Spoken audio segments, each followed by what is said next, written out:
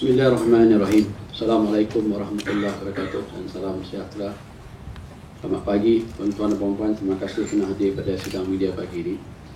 So pagi ini tuan-tuan, sidang media kita berkenaan dengan kes dadah, iaitu dua sindiket pengedaran dadah, geng Ahpum dan geng Husum daya ditumpaskan di antara 2 sehingga 9 Jun.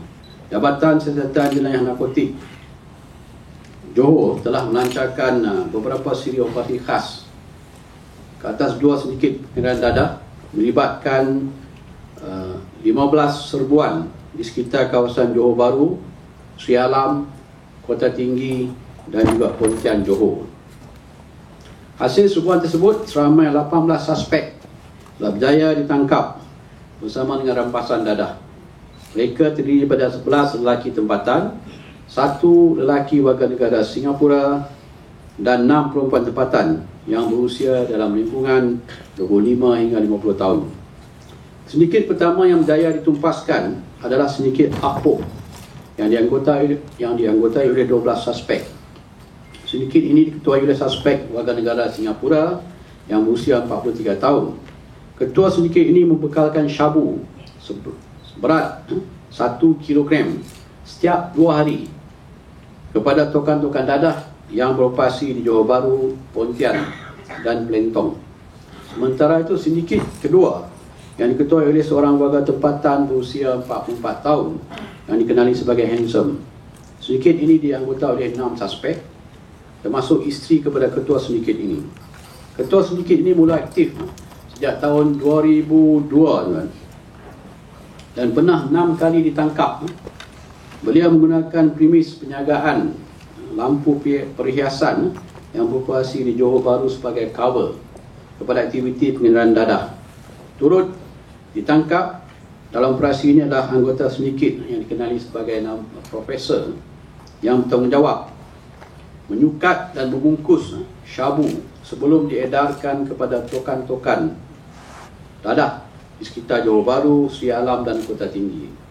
Kesemua anggota kedua sindiket ini mempunyai pelbagai rekod berkaitan dadah dan jenayah, dan hasil saringan urin mendapati 16 suspek positif dadah jenis meth. Dengan tumpasnya 2 sindiket pengedaran dadah ini, pihak polis telah berjaya membuat rampasan dadah seperti berikut: 320.7 gram syabu, 116.88 gram heroin, 3.7 gram ketamin, 310 biji pil ekstasi, 103 biji pil Eramin 5 dan 53 biji pil Yaba. Nilai keseluruhan dadah yang rampas adalah RM49,781. Polis juga turut menyampas sepucuk pistol tiruan dan 29 butir peluru hidup.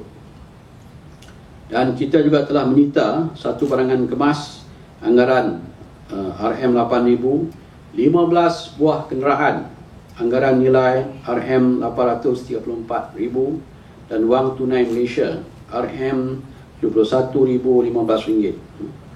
Selain itu, pihak polis juga telah menyita 18 akaun tempatan milik 8 individu dipercayai hasil daripada kegiatan pengedaran dadah berjumlah RM117,354. Jumlah keseluruhan sitaan adalah RM1,030,000 dan jumlah nilai rampasan dadah dan sitaan dicampur kedua sekali RM1,080,000. Kesemua suspek telah diriman selama 7 hari untuk siasatan lanjut di bawah Seksyen 39B, Seksyen 15(1)(a) Akta Dadah Membahaya dan Seksyen 8 Akta Senjata Api. Dan untuk makluman rakan media, bermula pada 1 Januari hingga 13 Jun 2020, Jabatan Siasatan Jenayah Narkotik telah berjaya membuat tangkapan seramai 7,739 suspek atas berbagai kesalahan dadah, dan dalam tempoh yang sama juga telah berjaya membuat rampasan dadah sebanyak 866.65 kilo. Keseluruhan dadah yang dirampas adalah bernilai RM17.47 juta. Turut disita adalah harta bernilai RM7.73 juta. Dan pihak polis Johor tuan berharap masyarakat akan terus menyalurkan maklumat berkaitan dengan aktiviti dadah, aktiviti berkenaan dadah yang berlaku di sekeliling mereka bagi memastikan aktiviti-aktiviti ini dapat diberteras hingga ke akar umbi. So ini tuan-tuan gambar ketua sindiket ni lah. Satu Apo, satu Handsome. Dan yang belakang tu profesor yang bertanggungjawab mengikat bagianlah dadah untuk sebelum dibungkus.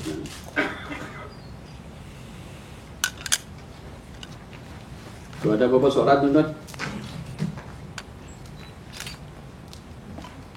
Ada soalan? Yang dua kumpulan ni dua rival ke ataupun corporate? Dua kumpulan yang berasingan beroperasi secara berasingan. Jadi kita punya kita punya operasi kita tumbuhkan pada sindiket. Penagih dadah ni banyak tapi sindiket. Sebab tu siasatan kita fokuskan kepada, kalau kita tangkap penagih dadah biasa tuan, kita akan buat siasat untuk mengenal pasti yang rangkaian ke atas.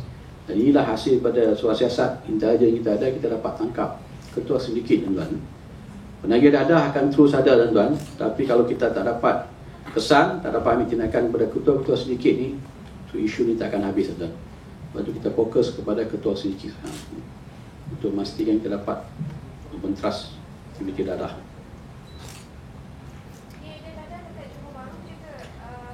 Banyak, ya, macam saya kata tadi, ada yang untuk pasaran di Kota Tinggi, Plentong, Pontian. JB ini dijadikan sebagai pusat. Yang tadi yang salah seorang yang geng Handsome kan, dia menggunakan kedai premis penjagaan menjual lampu-lampu hiasan. Kedai ini dah lama ada. Dia pun ditangkap 6 kali, tapi bila keluar pada penjara masih buat benda yang sama kan. Ini kesalahan-kesalahan yang berterusan.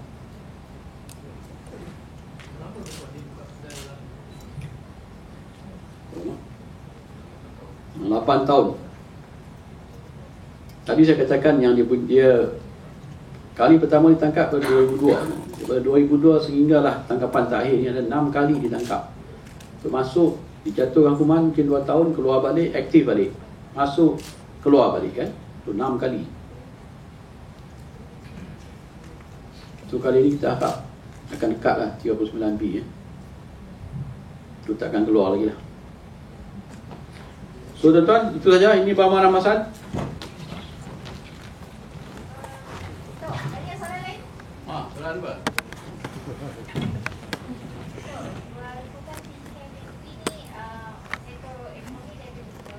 So mungkin ada kemungkinan tak warga asing akan menggunakan stock? Kita tu perlukan banyak tenaga kerja. Memang kemungkinan tu memang tinggi ya. Kemungkinan warga asing khususnya daripada negara jiran untuk masuk tu memang tinggi. Sebab tu tuan-tuan, kalau tuan-tuan lihat sejak sebulan belakangan ni kita banyak buat operasi ya. Tanggapan tekong, tanggapan berbagai transporter, tekong laut, tekong darat, ejen, pengurus. So kita yakin akan berlaku cubaan untuk masuk. Untuk makluman tuan-tuan dan puan, semalam pun ada cubaan untuk masuk tapi dapat dipatahkan oleh agensi-agensi penguasaan, termasuklah APMM, Navy dan juga pihak tentera dan pihak kami lah.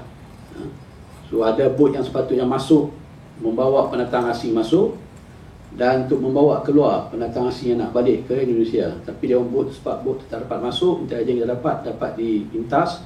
So jadi yang kita dapat tangkap ni yang dekat daratan, dekat ladang, ada dekat kawasan Kota Tinggi tuan-tuan. So ada dekat 20 orang lebih kita tangkap. So kita berjaya sekat, dia orang boleh nak masuk. Yang nak keluar kita tangkap. Tok, kalau kita boleh tak spesifikkan jagaan tempoh cubaan nak masuk ke Malaysia? Untuk sepanjang PK. Bukan, maksud saya selepas ni boleh tak bagi anggaran tempoh, anggaran masa dia nak masuk Malaysia tu? Mungkin dalam tempoh bulan 3 bulan selepas ni ke? Tak ada. Dia orang akan cuba. Setiap hari ada cubaan, setiap minggu ada cubaan. Kita terus mendapat maklumat intelijen bahawa memang ada cubaan untuk mereka masuk. Cuma sekarang mereka menghadapi kesukaran sebab kita dah patahkan, macam saya katakan sebelum ini, 95% daripada tekong darat, tekong laut, transporter, penjaga rumah tampungan, semua kita dah tangkap untuk pantai timur, tuan. Ini daripada Batam dan juga Bintan. Mereka memang menghadapi kesukaran. Pada masa sama, kawalan di perairan, sama ada perairan Malaysia ataupun perairan Indonesia pun ketat. Tapi dia orang akan cuba untuk mencari ruang juga, sebab bayaran yang dikenakan tu tinggi. Kalau dulu mungkin 1,000 lebih, sekarang dah dekat 2,000 dikenakan untuk satu kepala. Sebab mereka menghadapi kesukaran untuk menyusup masuk. Dekat kawasan pesisir Pantai Timur lah. Saya tidak dapat lokasi yang spesifik. 2 hari lepas ini ditangkap oleh pihak tentera, hasil maklumat yang kita kongsi dengan pihak tentera.